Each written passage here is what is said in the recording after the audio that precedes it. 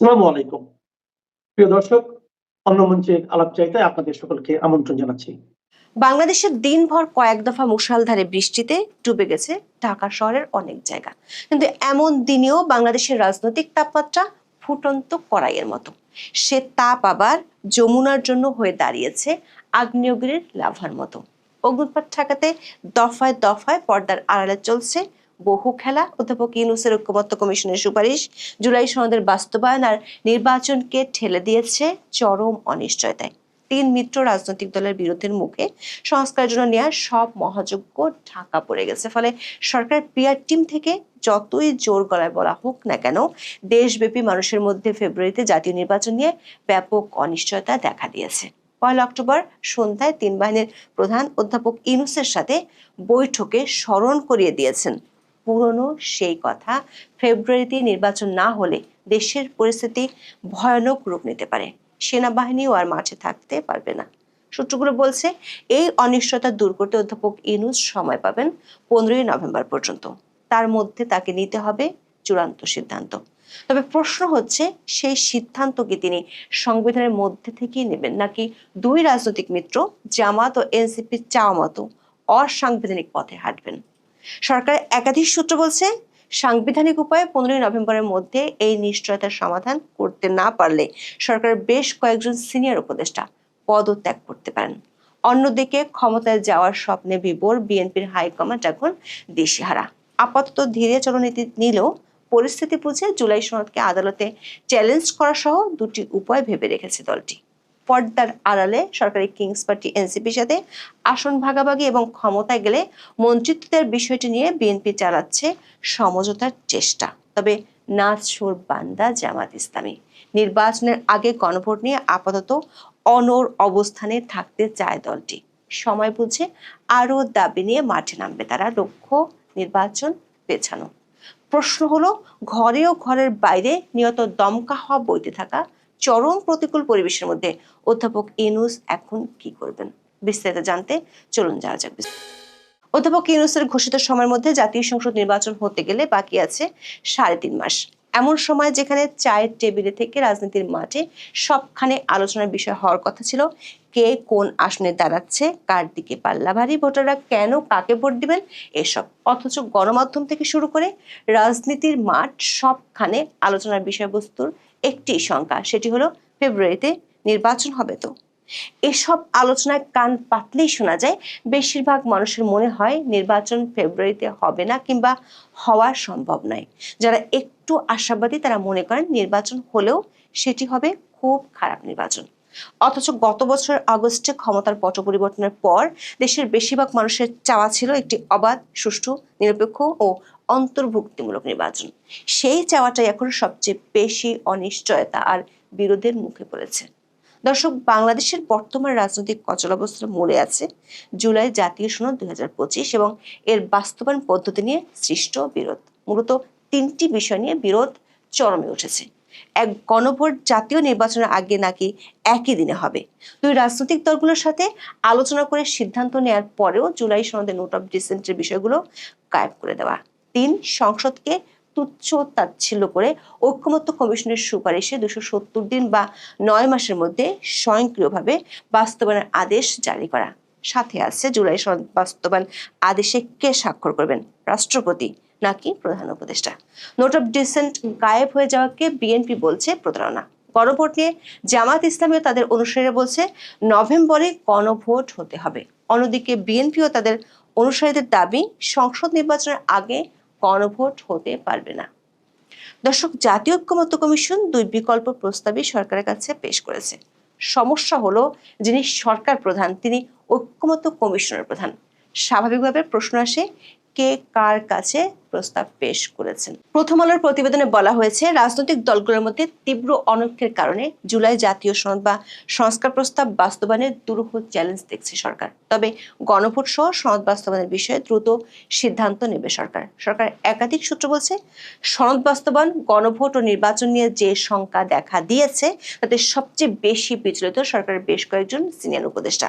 তারা অধ্যাপক ইউনূসকে জানিয়ে দিয়েছেন 15ই নভেম্বরের মধ্যে তাকে চূড়ান্ত সিদ্ধান্ত জানিয়ে দিতে হবে, না হলে বেশ কয়েকজন উপদেষ্টা পদত্যাগের সিদ্ধান্ত নিয়ে রেখেছেন। এক্ষেত্রে অধ্যাপক ইউনূস তার 3 রাজনৈতিক মিত্রকে সমানভাবে খুশি করার মতো সিদ্ধান্ত নিতে পারেন। প্রথমত, বিএনপিকে খুশি করার জন্য গণভোট ও জাতীয় সংসদ নির্বাচন একই দিনে হওয়ার ঘোষণা দিতে পারেন। আবার জামাত এনসিপিকে খুশি করার জন্য স্বয়ংক্রিয়ভাবে 9 মাসের মধ্যে ঐকমত্য কমিশনের সুপারিশ বজায় রাখার ঘোষণা দিতে পারেন। সেটি হলে বিএনপি ও এনসিপি মেনে নেওয়ার সম্ভাবনাই বেশি, কারণ এরই মধ্যে পর্দার আড়ালে বিএনপি সরকারি কিংস পার্টি এনসিপির সাথে সমঝোতার চেষ্টা চালিয়ে যাচ্ছে। ইতিমধ্যে এনসিপিকে 20টি আসনে ছাড় দেওয়ার প্রস্তাব দিয়েছে। বিএনপি সরকার গঠন করলে এনসিপি কমপক্ষে 3টি মন্ত্রিত্বও চায়। বিএনপি সূত্রগুলো বলছে শেষ পর্যন্ত এই প্রস্তাবে বিএনপি রাজি হয়ে যাবে। তবে জামাতের সূত্রগুলো বলছে নির্বাচনের আগে গণভোটের ইস্যুতে এখন তাদের আর পেছানোর উপায় নেই। পেছালে সেটি রাজনৈতিক দিক থেকে বড় পরাজয় হয়ে যাবে। এমন ত্রিশঙ্কুর অবস্থার মধ্যে 1 নভেম্বর সন্ধ্যায় 3 বাহিনীর প্রধান হঠাৎ করে সাক্ষাৎ করেন অধ্যাপক ইউনূসের সাথে। প্রধান উপদেষ্টার দপ্তরের বিবৃতি অনুযায়ী শনিবার সন্ধ্যা 7টায় সেনাবাহিনী প্রধান জেনারেল ওয়াকারুজ্জামান, নৌবাহিনী প্রধান অ্যাডমিরাল মোহাম্মদ নাজমুল হাসান, বিমান বাহিনী প্রধান air chief marshal Hasan Mahmud Khan রাষ্ট্রীয় অতিথি ভবন যমুনায় প্রধান উপদেষ্টার সঙ্গে সাক্ষাৎ করেন। বিবৃতিতে বলা হয়, আগামী ফেব্রুয়ারির প্রথমার্ধে অনুষ্ঠিতব্য ত্রয়োদশ জাতীয় সংসদ নির্বাচনে যেন নিশ্চিত নিরাপত্তা বজায় থাকে এবং নির্বাচন যেন শান্তিপূর্ণভাবে অনুষ্ঠিত হয় সে বিষয়ে সব ধরনের প্রস্তুতি নিতে 3 বাহিনীর প্রধানকে প্রয়োজনীয় নির্দেশনা দিয়েছেন প্রধান উপদেষ্টা প্রফেসর মোহাম্মদ ইউনূস। সূত্রগুলো বলছে, বৈঠকে 3 বাহিনীর পক্ষ থেকে দেশের বর্তমান রাজনৈতিক অচল অবস্থা নিয়ে শঙ্কার কথা তুলে ধরা হয়। প্রধান উপদেষ্টাকে সংবিধানের মধ্য থেকে সমস্যা সমাধানের কথা বলেন 3 বাহিনীর প্রধান।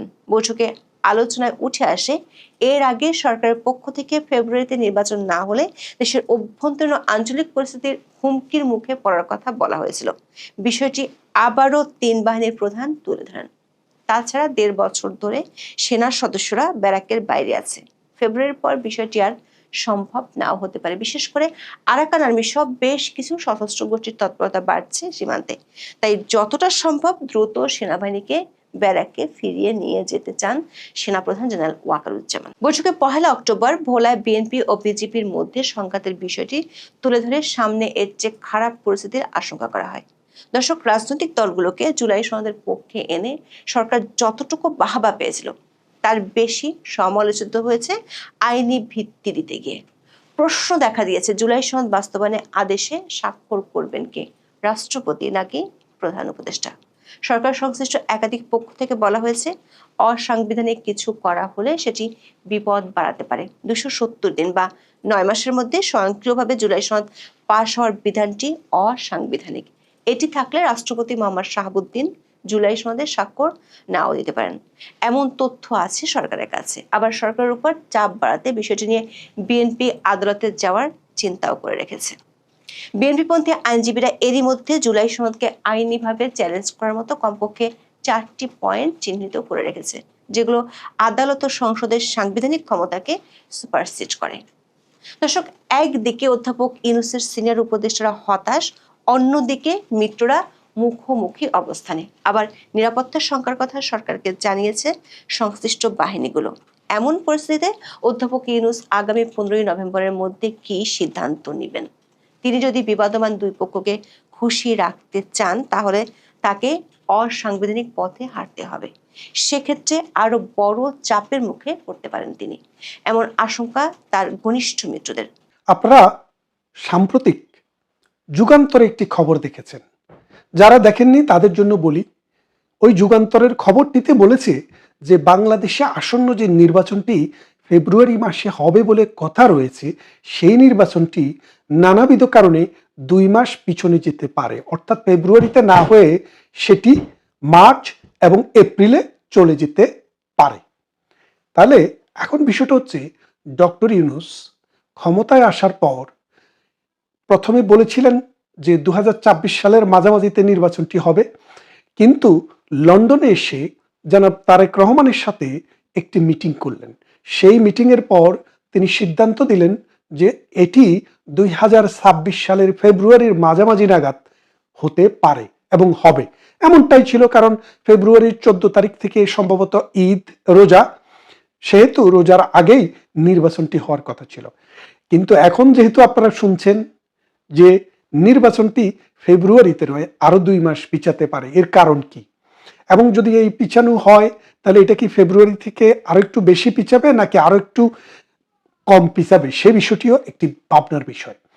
মূল বিষয়টি হচ্ছে ব্রিটেন, আমেরিকা এবং ইউরোপীয় ইউনিয়নের যে রাষ্ট্রদূতরা রয়েছে, জাতিসংঘ মানবাধিকার কমিশন এবং জাতিসংঘের যেসব প্রতিষ্ঠান রয়েছে যারা নির্বাচন মনিটরিং করেন, তারা সহ সবাই এক বাক্যে একটি কথা ডক্টর ইউনূসকে নোট দিয়ে বলে দিয়েছেন, যেটি আমেরিকান দূতাবাসের মাধ্যমে ডক্টর ইউনূসের কাছে গিয়ে পৌঁছেছে। সেখানে একদম ক্লিয়ার একটি কথা যে 14 দলীয় জোটে যারা ছিল, আওয়ামী লীগ, জাতীয় পার্টি, জাসদ এবং অন্যান্য যেসব দল ছিল, তাদেরকে বাদ দিয়ে যদি বাংলাদেশে কোনো নির্বাচন হয়, বিশেষ করে জাতীয় পার্টি এবং আওয়ামী লীগ, তাইলে সেই নির্বাচনটিকে আন্তর্জাতিক মহল একটি গ্রহণযোগ্য নির্বাচন বলে মেনে নেবে না। আমেরিকার সেই নোটে এমনও কথা ছিল যে আওয়ামী লীগের সময়ে যেই নির্বাচনে বিএনপি এবং জামায়াতে ইসলামী সহ আরো অন্যান্য জোট বয়কট করেছে, সেই নির্বাচনটিকে আমরা কাজ চালানোর জন্য মেনে নিয়েছি, কিন্তু আমরা সঠিকভাবে এটাকে সঠিক গণতান্ত্রিক নির্বাচন বলিনি। তারপরেও এখন যে নির্বাচনটি ফেব্রুয়ারিতে হওয়ার কথা রয়েছে, সেই নির্বাচনটি শেখ হাসিনার আমলে যে কোনো নির্বাচনের চাইতেও খারাপ হবে। কেননা শেখ হাসিনা কিন্তু কখনো বিএনপিকে বা জামাতকে নির্বাচনে অংশগ্রহণ করা থেকে বিরত রাখেনি। তারা বলেছে যে নির্বাচন হবে প্রধানমন্ত্রী শেখ হাসিনার অধীনে, যারা চায় তারা অংশগ্রহণ করবে, যারা চায় অংশগ্রহণ করবে না। ডেমোক্রেসিতে কারো অংশগ্রহণ করা এবং না করা দুইটাই হচ্ছে রাজনৈতিক দলের চয়েস।